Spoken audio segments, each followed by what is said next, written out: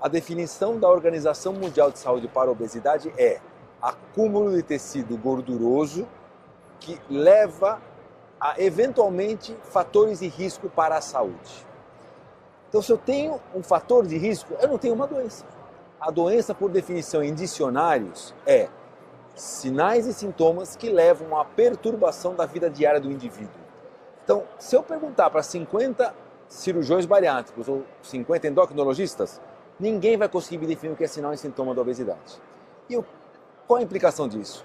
A revista Lancet, de altíssimo impacto científico, reuniu 56 especialistas, eu estou incluído como um deles, e nós definimos a obesidade como uma doença, exatamente como qualquer doença crônica, como depressão, como diabetes, como doenças do colágeno, artrite reumatoide, lúpus.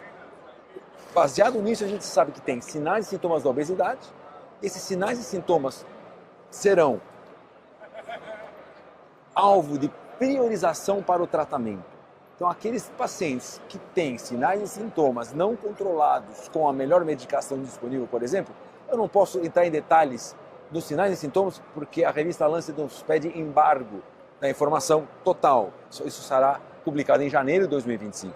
Mas se a gente tem sinais e sintomas e eu controlo eles com medicação ou com cirurgia, eu coloco a doença em remissão. Então a gente até hoje diz, a obesidade é uma doença incurável. Será? Se eu tenho sinais e sintomas e eu controlo eles, se eu tenho Covid e eu não tenho mais febre, eu não tenho mais o pulmão congesto, eu não tenho mais mal-estar, eu curei a Covid.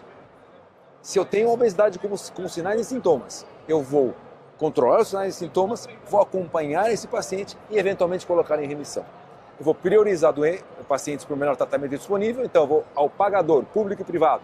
Você vai ter condições de saber quem vai ser tratado primeiro e como.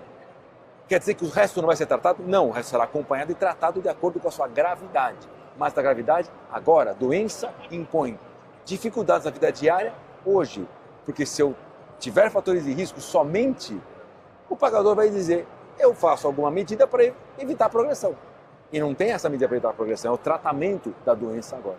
Essa é a grande coisa que a gente precisa mudar, porque a gente tem com as mesmas definições há 50 anos e continuamos tratando 5% com remédios e 1% com cirurgia. É muita gente, é como dizer que câncer de útero e câncer de próstata no homem, 90% não é tratado, é inaceitável. Por que a obesidade é aceitável? Porque a gente não tem definição de doença, obesidade, e teremos.